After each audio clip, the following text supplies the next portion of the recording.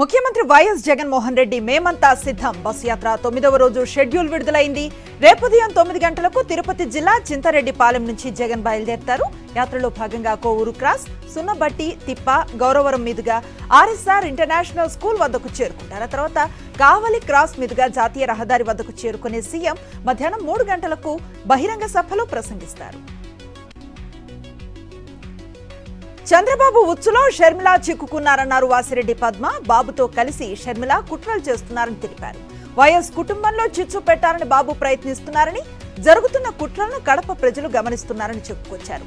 హంతకుడు అంటూ అవినాష్ పై అనవసరంగా నిందలు వేస్తున్నారని, కోర్టుల మీద వ్యవస్థల మీద నమ్మకం లేదా అని నిలదీశారు. వైఎస్ కు తలవంపులు తీసుకొచ్చేలా షర్మిల రాజకీయాలున్నాయన్నారు. నిమ్మగడ్డ ఆంధ్రదేశానికి క్యాన్సర్ గడ్డ అని మండిపడ్డారు పోసాని కృష్ణమురళి. బాబు దుర్మార్గంతో 30 మందికి పైగా అవ్వాతాతలు చనిపోయారని చెప్పుకొచ్చారు. వెనుకబడిన వర్గాలంటే చంద్రబాబుకు కక్ష అని తెలిపారు. అధికారం కోసం చంద్రబాబు ఎన్టీఆర్ ను చంపేశారని, రాజకీయ భవిష్యత్తు కోసం బాబు వంగవీటి రంగాను చంపేశాడని ఘాటు విమర్శలు చేశారు. బీజేపీ అభ్యర్థి సీఎం రమేష్ పై కేసు నమోదు చేశారు చోడవరం పోలీసులు. డీఆర్ఐ అధికారుల విధులకు ఆటంకం కలిగించారని కేసు నమోదు చేశారు. చోడవరం టీడీపీ అభ్యర్థి మాజీ ఎమ్మెల్యే కేఎస్ఎన్ఎస్ రాజు, టైల్స్ వ్యాపారి బుచ్చిరాజు, రామకృష్ణతో పాటు మొత్తం 6గురిపై పోలీసులు కేసు నమోదు చేశారు. ఎన్నికల సమయంలో ఓటర్లను రెచ్చగొట్టే విధంగా చేస్తూ అధికారుల డ్యూటీకి ఆటంకం కలిగించారని పోలీసులు చెబుతున్నారు. ఢిల్లీ లిక్కర్ కేసులో బీఆర్ఎస్ ఎమ్మెల్సీ కల్వకుంట్ల కవితను విచారించేందుకు సీబీఐకి అనుమతి లభించింది. వచ్చే వారం తీహార్ జైల్లో ఆమెను విచారించేందుకు పర్మిషన్ ఇచ్చింది రౌజ్ రెవెన్యూ కోర్టు. ఓ రోజు ముందే జైలు అధికారులకు నోటీసులు ఇవ్వాలని తెలిపింది. విచారణ సమయంలో దర్యాప్తు అధికారితో పాటు లేడీ కానిస్టేబుల్ ఉండాలని స్పష్టం చేసింది ఢిల్లీ కోర్టు. లోక్సభ ఎన్నికల వేళ బీఆర్ఎస్ అధినేత కేసీఆర్ రైతులతో మమేకం అవుతున్నారు. రాష్ట్రంలో ఎండిపోయిన పంటలను పరిశీలిస్తూ రైతులతో ముఖాముఖి నిర్వహిస్తున్నారు. ఇవాళ ఉమ్మడి కరీంనగర్ జిల్లా కేసీఆర్ పర్యటన కొనసాగుతోంది. కరీంనగర్ జిల్లాలో మొగ్దంపూర్ గ్రామంలో ఎండిపోయిన పంటలను ఆయన పరిశీలించారు. సాగునీటి కొరతతో ఎండిపోయిన పంట నష్టపోయిన రైతులను పరామర్శించి ముఖాముఖి నిర్వహించారు. రైతులకు అన్ని విధాలుగా అండగా ఉంటామని భరోసానిచ్చారు కేసీఆర్. రైతుల సమస్యల పరిష్కారం కోసం నాగర్ కర్నూలులో రైతులు, బీజేపీ నాయకులు సత్యాగ్రహ దీక్షను చేపట్టారు.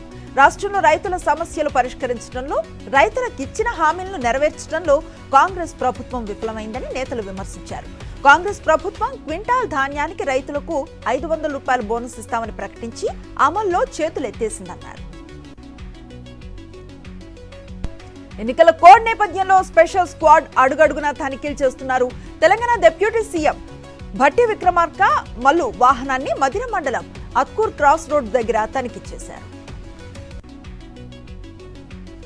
మాజీ ఎమ్మెల్యే బీజేపీ నేత కూనం శ్రీశైలం గౌడ్ కాంగ్రెస్ గూటికి చేరారు. CM Revanth Reddy, AICC in charge Deepadas Munshi సమక్షంలో కాంగ్రెస్ పార్టీలో చేరారాయన. కాంగ్రెస్ కండువా కప్పి పార్టీలోకి కూన శ్రీశైలం గౌడ్ ని ఆహ్వానించారు ఏఐసీసీ ఇన్ఛార్జి దీపదాస్ మున్షి. ఈ కార్యక్రమంలో మంత్రులు, పలువురు పార్టీ సీనియర్ నేతలు పాల్గొన్నారు. ఎన్నికల్లో ఓటమి భయంతో కర్నూలులో టీడీపీ అభ్యర్థి టీజీ భరత్ రంజాన్ తోఫా పేరుతో ఓటర్లను ఆకట్టుకునేందుకు సిద్ధమయ్యారు. రంజాన్ తోఫా పేరుతో 2 లక్షల విలువ చేసే చీరలను పంపిణీ చేసేందుకు సన్నాహాలు చేశారు.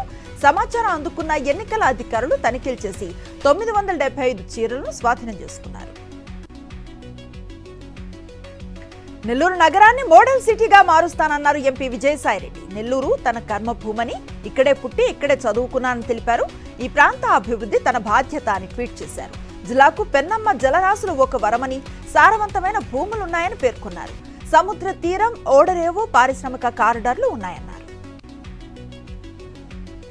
పశ్చిమ గోదావరి జిల్లా పడాల గ్రామంలో బాబు జగజీవన్ రామ్ జయంతి వేడుకలు ఘనంగా నిర్వహించారు. ఉప ముఖ్యమంత్రి కొట్టు సత్యనారాయణ జగజీవన్ రామ్ విగ్రహానికి పూలమాలలు వేసి నివాళులు అర్పించారు. సామాజిక అసమానతలను రూపుమాపి దేశ అభ్యున్నతి కోసం నిరంతరం పాటుపడిన మహానేత జగజీవన్ రామ్ అని డిప్యూటీ సీఎం అన్నారు. వచ్చే ఎన్నికల్లో వైఎస్ఆర్సీపీ 175కు 175 సీట్లు గెలుచుకోవటం ఖాయమన్నారు మంత్రి విడుదల రజని. గుంటూరులో జరిగిన డాక్టర్ బాబు జగజీవన్ రామ్ జయంతి వేడుకల్లో ఆమెతో పాటు ఎమ్మెల్సీ లేళ్ల అప్పిరెడ్డి, గుంటూరు వైఎస్ఆర్సీపీ ఎంపీ అభ్యర్థి కిలారి వెంకట రోసయ్య పాల్గొన్నారు.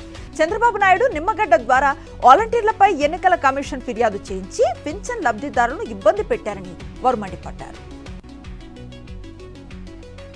సీఎం జగన్ రాష్ట్ర ప్రజలకు చేసిన మంచిని పలు విధాలుగా జగనన్న స్టార్ క్యాంపెయినర్లు వ్యక్తం చేస్తున్నారు. డాక్టర్ బిఆర్ అంబేద్కర్ కోనసీమ జిల్లా సకినేట్పల్లిలో ఓ వీడియో వైరల్ అవుతోంది. కిరాణా షాప్ వద్దకు వచ్చి ఓ యువకుడి చేతిలో చిన్న మొబైల్ పై జగనన్న స్టిక్కర్ ఉంది. ఫోన్ చిన్నదే కావచ్చు, కానీ ఆ ఫోన్ పై జగనన్న స్టిక్కర్ చూస్తే తనకు గుండె నిండా ఉన్న అభిమానం అంతులేందని అర్థమవుతోంది. తెలుగుదేశం కుట్రలను వివరిస్తూ జగన్ ప్రభుత్వం తీసుకువచ్చిన పథకాల అమలు తీరును పాటల రూపంలో వివరించారు వైజాగ్ కళాకారులు.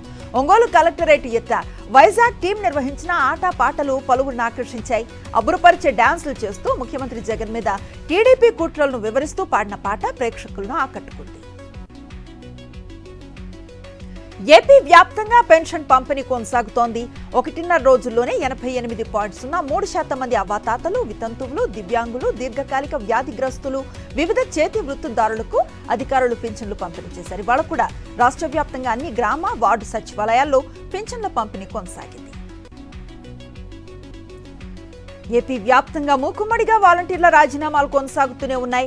ఉమ్మడి గుంటూరు జిల్లా వ్యాప్తంగా ఇప్పటికే 500 మంది వాలంటీర్లు రాజీనామా చేశారు. పెన్షన్స్ పంపిణీకి తమను దూరం చేసినందుకు మనస్తాపంతో రాజీనామాలు చేస్తున్నారు వాలంటీర్లు. చంద్రబాబు, పవన్ కళ్యాణ్ మొదటి నుంచి తమ పైన విషం చిమ్ముతున్నారని ఆగ్రహాన్ని వ్యక్తం చేస్తున్నారు. కర్నూలు జిల్లా టీడీపీలో వర్గ పోరు భగ్గుమంది. ఆలూరు ఎమ్మెల్యే అభ్యర్థి వీరభద్ర గౌడ్ పై సొంత పార్టీ లీడర్లే అసంతృప్తిని వ్యక్తం చేశారు.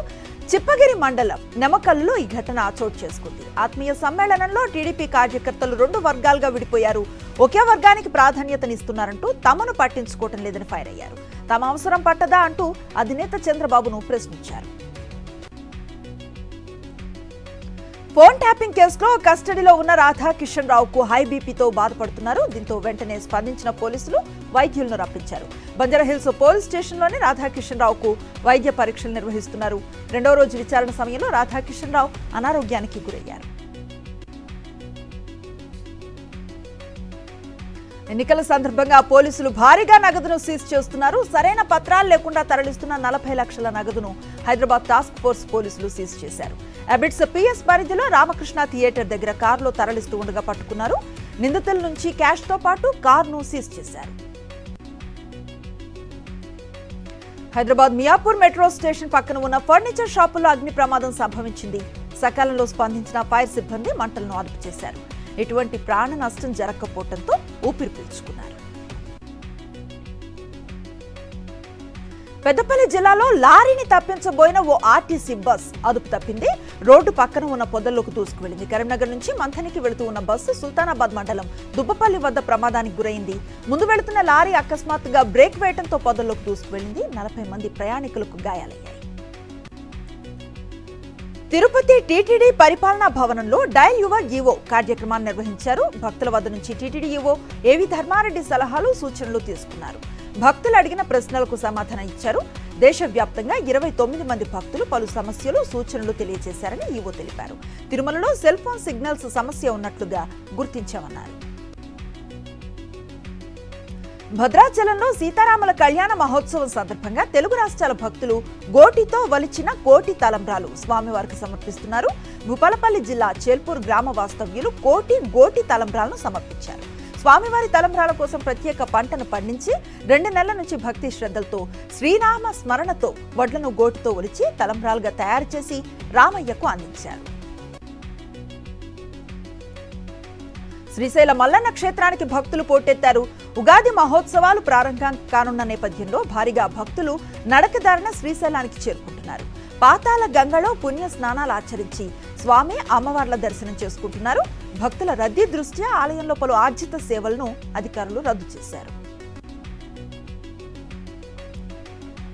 10 గ్రాములు కాదు, 100 గ్రాములు కాదు, ఏకంగా 3 కిలోల బంగారాన్ని ధరించి తిరుమల శ్రీవారిని దర్శించుకున్నాడు ఓ భక్తుడు. చేతికి భారీ బంగారు కడియాలు, బ్రేస్లెట్లు, వేళ్లకు ఉంగరాలు ధరించి తలుక్కున మెరిశాడు. మెడలో భారీ గోల్డ్ చైన్స్. మొత్తంగా 3 కిలోలకు పైగా బంగారం అతని ఒంటిపై దగదగ మెరిసిపోతోంది. ఈయన పేరు గడ్డిపాటి సాంబశివరావు, సొంతూరు గుంటూరు జిల్లా మంగళగిరి. రంజాన్ మాసం చివరి శుక్రవారం నేపథ్యంలో చార్మినార్, మక్కా మసీద్ ప్రాంతంలో పోలీసులు ప్రత్యేక భద్రతా ఏర్పాట్లు చేశారు. భారీగా తరలి వచ్చిన ముస్లింలు మక్కా మసీద్లో ప్రత్యేక ప్రార్థనలు చేశారు. ఈ సమయంలో అక్కడి భద్రతను హైదరాబాద్ పోలీస్ కమిషనర్ శ్రీనివాస్ రెడ్డి పరిశీలించారు. వరంగల్ జిల్లాలో టెక్స్టైల్ పార్క్ భూ బాధితులు కోర్టును ఆశ్రయించారు. భూమి కోల్పోయిన బాధితులు సముద్రాల స్వామి, ఆయన కూతురు కోర్టుకెక్కారు. తక్కువ పరిహారం ఇస్తున్నారని ఆరోపించారు. ఎకరానికి 10 లక్షల చొప్పున మాత్రమే అన్నారని చెప్పారు. 2 కోట్ల రూపాయలు ఇవ్వాలని ఆర్డీఓను కోర్టు ఆదేశించింది. అధికారులు స్పందించకపోవడంతో ఆస్తులు జప్తు చేయాలని కోర్టు నోటీసును కార్యాలయానికి అంటించారు. కొత్తగూడెంలో విచిత్రమైన కేసు ఒకటి వెలుగులోకి వచ్చింది. ట్రాక్టర్ డ్రైవర్ సీట్ బెల్ట్ పెట్టుకోలేదని ట్రాఫిక్ పోలీసులు ఫైన్ వేయటం చర్చనీయాంశంగా మారింది. ట్రాఫిక్ చలాన్ చూసి ట్రాక్టర్ డ్రైవర్ ఆశ్చర్యాన్ని వ్యక్తం చేస్తున్నారు. లోక్సభ ఎన్నికలకు మేనిఫెస్టో విడుదల చేసింది కాంగ్రెస్ పార్టీ. ఉద్యోగాల కల్పన, సంపద సృష్టి, సంక్షేమ సూత్రాలకు ప్రాధాన్యతనిస్తూ న్యాయ పత్ర పేరుతో ఎన్నికల ప్రణాళికలను రిలీజ్ చేసింది. రైతులు, శ్రామికులు, మహిళలు, యువత సహా అన్ని వర్గాలను దృష్టిలో పెట్టుకుని పెద్ద ఎత్తున హామీలిచ్చింది కాంగ్రెస్. ఆమ్ ఆద్మీ పార్టీ నేత, ఢిల్లీ మంత్రి ఆతిషీ సింగ్ కు కేంద్ర ఎన్నికల సంఘం షోకాజ్ నోటీసులు జారీ చేసింది. బీజేపీలో చేరాలని లేదంటే అరెస్టు చేయిస్తామని బెదిరిస్తున్నారన్న ఆరోపణలపై వివరణ కోరింది. సోమవారం మధ్యాహ్నం 12 గంటల్లోపు నోటీసులకు సమాధానం ఇవ్వాలని ఆదేశించింది. ఢిల్లీ లిక్కర్ కేసులో బీజేపీపై విమర్శలను ఎక్కుపెట్టింది ఆమ్ ఆద్మీ పార్టీ. మద్యం కేసులో నిందితుడిగా ఉన్న మాగుంట రాఘవ తండ్రి మాగుంట శ్రీనివాస్ రెడ్డికి టీడీపీ లోక్సభ టికెట్ ఇవ్వటాన్ని ప్రశ్నించింది. కేజ్రీవాల్ కు వ్యతిరేకంగా స్టేట్మెంట్ ఇచ్చినందుకే రాఘవకు బెయిల్, మాగుంటకు టికెట్ ఇచ్చారని ఆరోపించారు ఆప్ ఎంపీ సంజయ్ సింగ్. జనన వివరాల నమోదుకు సంబంధించి కేంద్ర ప్రభుత్వం కీలక మార్పులు చేయనుంది. కొత్తగా పుట్టిన శిశువుల తల్లిదండ్రులు ప్రస్తుతం ఉన్న కుటుంబ మతం డిక్లరేషన్ కు భిన్నంగా ప్రతిపాదిత బర్త్ రిపోర్ట్లో తమ మతాన్ని వేరువేరుగా వ్యక్తిగతంగా నమోదు చేయాల్సి ఉంటుంది. 2023 అక్టోబర్ నుంచి విద్యా సంస్థల్లో నమోదు, driving licence, voter, Aadhaar number పొందటం, వివాహాల నమోదు, ప్రభుత్వ ఉద్యోగ నియామకాల వంటి వివిధ ముఖ్యమైన వాటికి జనన ధృవీకరణ పత్రాన్ని ఏకైక పత్రంగా గుర్తిస్తారు.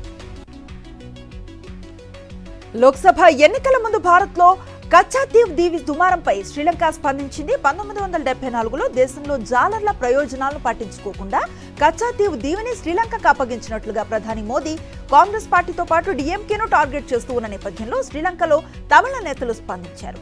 ఇది ఎన్నికల సమయమని, ఈ తరుణంలో అలాంటి ఆరోపణలు, ప్రత్యారోపణలు చేసుకోవటం అసాధారణమేమీ కాదని శ్రీలంక మంత్రి దేవానంద పేర్కొన్నారు.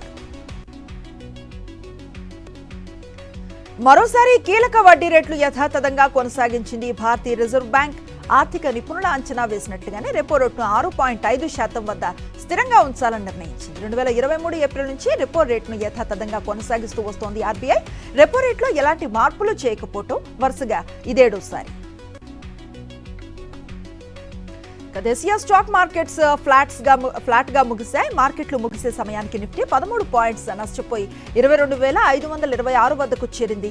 సెన్సెక్స్ 77 పాయింట్లు దిగజారి 74,306 వద్దకు చేరింది. సెన్సెక్స్ 30 సూచీలో Kotak Mahindra Bank, HDFC Bank, ITC, Bajaj Finserv, ICICI Bank, SBI, IndusInd Bank, M&M, HCL Technologies company shares లాభాలతో ముగిశాయి. ఇవాళ ఉప్పల్ స్టేడియంలో సందడి చేయనున్నారు CM Revanth Reddy. Sunrisers Hyderabad, Chennai Super Kings మధ్య ఇవాళ మ్యాచ్ జరగనుంది. ఈ మ్యాచ్ ను సీఎం రేవంత్ రెడ్డి కుటుంబ సమేతంగా చూడనున్నారు. రేవంత్ వెంట కొందరు మంత్రులు కూడా వెళ్తున్నట్లుగా సమాచారం. ఎండల వేడికి తాళలేకపోతున్న ప్రజలకు వాతావరణ శాఖ ఓ చల్లటి కబుర్ను చెప్పింది. ఈ నెల నుంచి వర్షాలు పడే అవకాశం ఉందని తెలిపింది. అయితే ఈ 3 రోజులు మాత్రం వేడి తీవ్రత ఎక్కువగా ఉంటుందని వాతావరణ శాఖ తెలిపింది. అవసరం ఉంటే తప్ప ఇల్లు విడిచి వెళ్లవద్దని వాతావరణ శాఖ అధికారులు సూచిస్తున్నారు.